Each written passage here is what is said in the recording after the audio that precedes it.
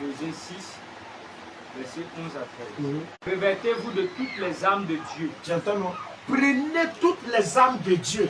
Afin de pouvoir tenir ferme contre les ruses du diable. Donc ça veut dire qu'il y a des âmes qu'on a besoin pour tenir ferme contre les plans, les projets de Satan. On a besoin de ces forces-là, de ces âmes-là. Allons-y. Car nous n'avons pas à lutter contre la chair et le sang, mais contre les dominations. Ce n'est pas les esprits petits que nous, on a problème avec. Il dit les dominations. Contre les autorités. Les autorités. Contre les princes de ce monde les princes de ce monde des ténèbres. Contre les esprits méchants. Les esprits méchants. En fait, tous les esprits forts. Dans les lieux célestes. C'est pourquoi prenez toutes les âmes de Dieu, afin de pouvoir résister dans le mauvais jour. Dans le mauvais jour. Et tenir ferme après avoir tout surmonté. Il faut t'arrêter là. Il dit, même si tu as gagné, surmonter veut dire qu'on fait avoir la victoire. Quand tu as eu la victoire, il faut être ferme. Il faut être prudent. Il faut faire attention. Il faut faire prudent. Il faut tenir ferme. C'est ce que le Seigneur dit. Il faut prendre tous ces âmes-là. C'est pas parce que tu ne vas pas en guerre quand les soldats se promènent. Toi-même, prends exemple. Les soldats se promènent. Vous ne voyez pas les armes sur eux. Vous ne voyez pas les pistolets. Vous ne voyez pas les calaches. Vous ne voyez pas les matraques. Malgré qu'il n'y a pas de guerre. Alléluia. Il n'y a pas de guerre. Mais ils ont tous les armes sur eux. Même ils sont dans 10 balles. Ils ont tous sur eux. C'est comme ça que le Seigneur veut que tu sois, mon frère, ma soeur. C'est comme ça pour triompher là. Il dit quand tu as tout surmonté, tu as triomphé. Mais tu dois avoir ton armée sur toi. Tu dois avoir toutes tes armes. L'épée, l'âme là, l'épée doit être dans ta main toujours. L'épée, c'est la parole de Dieu. Tu dois avoir tout. Anti-balle, c'est la justice. Tu dois avoir, on appelle ça comment la ceinture là, des corabiers là. Matraque. Tu dois avoir ça sur toi, les cordes là. Tu dois avoir sur toi. C'est la ceinture de vérité. Malgré qu'ils ne sont pas en guerre, mais tu ne vois pas voir un corabier qui n'est pas entraîné, qui n'est pas armé, qui n'a pas son pistolet, qui n'a pas ça, la tête n'est pas protégée, les armes n'est pas avec eux. Tu as une fois vu policier ou bien gendarme qui n'a pas rengaisse. Qui n'a pas rengaisse. Même s'il n'y a pas de guerre, qui n'a pas rengaisse. Tu as une fois vu ça. C'est comme ça que le Seigneur veut que tu sois. Alléluia. Psaume 108, verset 13 à 14, va dire avec Dieu, nous ferons de l'espoir et il écrasera nos ennemis. C'est ce que dit le Seigneur. Psaume 108, au moins, verset 13 à 14. Éphésiens 3, verset 10. Il faut lire.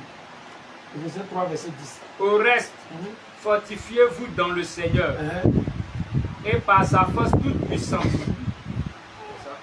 Éphésiens 3, verset 10, c'est ça? Éphésiens 3, verset 10. Afin que les dominations et les autorités dans les lieux célestes connaissent aujourd'hui par l'Église. Par l'Église, il dit non, le nom.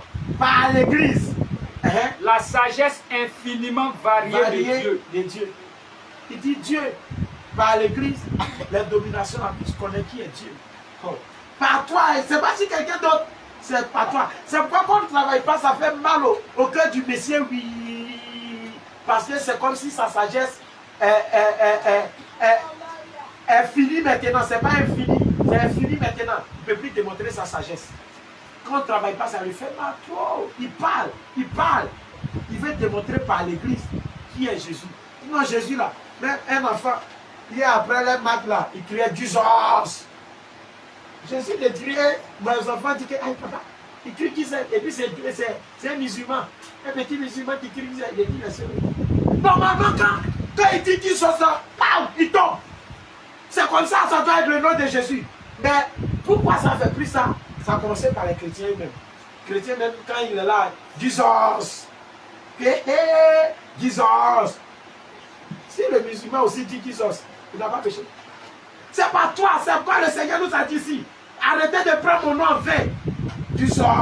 Même la comédie se fait pour Jesus. Hey, ouais. Parce que toi-même tu fais aussi. Arrêtez de plaisanter avec le nom du Seigneur.